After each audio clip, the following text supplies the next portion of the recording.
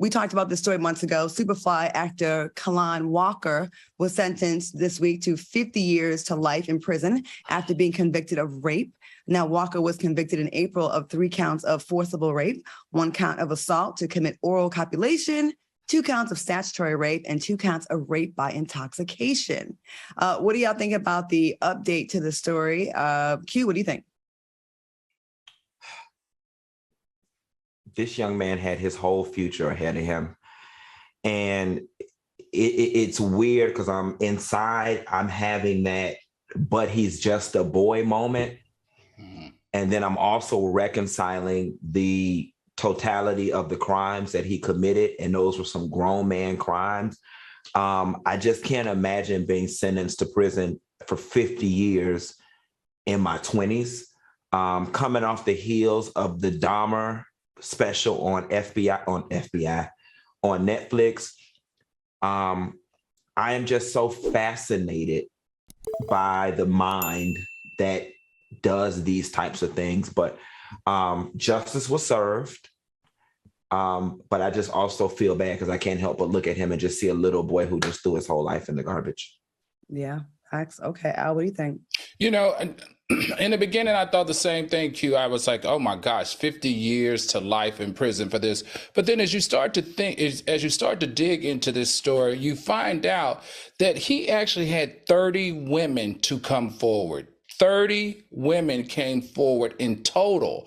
And the prosecutors were only able to get 6 guilty rape convictions, in which 3 of those rape convictions were 16-year-old aspiring models. Now, we know Kalani, jumped right into this conversation, and she said that she is finally glad that someone has caught this guy because she called him a serial rapist. She said that he was aggressive and dangerous.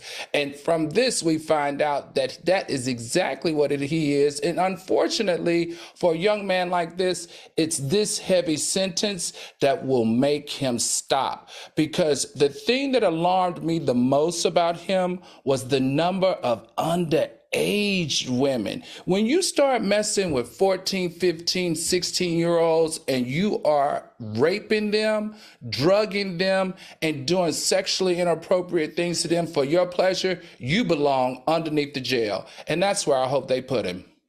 Let me ask this one question for both of y'all. And Claudia, I didn't mean to jump you. That's okay. By the time I was 24, I know for a fact I didn't have 30 sexual partners. You said 30 people came forward. Now, I don't know how many I don't have by now, by the time I'm 39. But by the time I was 24, I was sure I didn't have 30. I am not defending him whatsoever. But doesn't this show that his brain doesn't work, that he's sick? And what I'm trying to get at is a more evolved civilization where we figure out a way to rehabilitate people, because granted, we have to stop them, but jail is not going to fix his broken brain. You see what I'm saying? If he's still in jail having these thoughts and urges, he's not fixed. Right. So what happens in that case, Q, is that you have to have the right lawyer. All right. We've seen Bill Cosby, R. Kelly, and Jeff Epstein. They committed these similar crimes for over 30 years. And so you have to have the lawyer that says, hey, look, this is a mental thing. And instead of charging him this way for forcible rape or whatever it is that you're charging him, I need for my client to plead for mental instability or something of those sorts. But that's a whole different trajectory in the justice system, right? So if he goes down that path, he can't go back. And the other part is he has to believe that he has a mental illness in order for it to be treated. And in this case, this young man has a little bit of a disconnect. He feels like that his aggressive sex wasn't necessarily forced, that, defines it as rape. I'm glad that someone finally got a fair sentence. I'm sick and tired of people using mental health as an excuse and get a pass.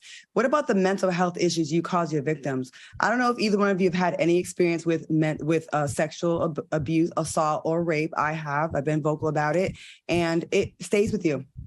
When something is taken from you. I'm not a casual sex person. I'm not. As much as people want to make it out to be me to be that way, I'm really not. And it really I feel attacked. Well.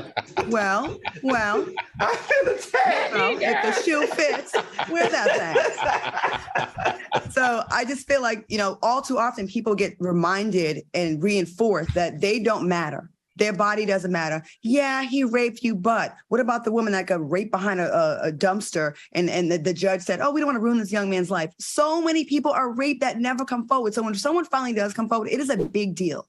It is a big deal. And most people don't get therapy for it. So it affects their future relationships and and they make everyone else's life hell because they never got, treated. And some people end up abusing others. I'm glad he's off the streets. I don't give a damn if he was abused. I don't give a damn if what his mental health issue is. Good. Even more reason for him to be in jail where he needs to be away from people. And you raping little girls have never even had a chance to willingly say yes to sex. That is evil as hell. You know what's so also interesting, Claudia? I don't know. This is the first time that I have reported on air like this of someone being accused and found guilty of oral copulation, which means he forced himself onto someone orally in their genitalia area. How wild is that? Meaning he put his mouth on them? Against their will. You know what? You would be surprised how many people out here really raping people. And they're not just creepy people. And people get surprised when it's a celebrity, but he's not the only one. I've alluded to it before, but there's a lot of them out there. All right,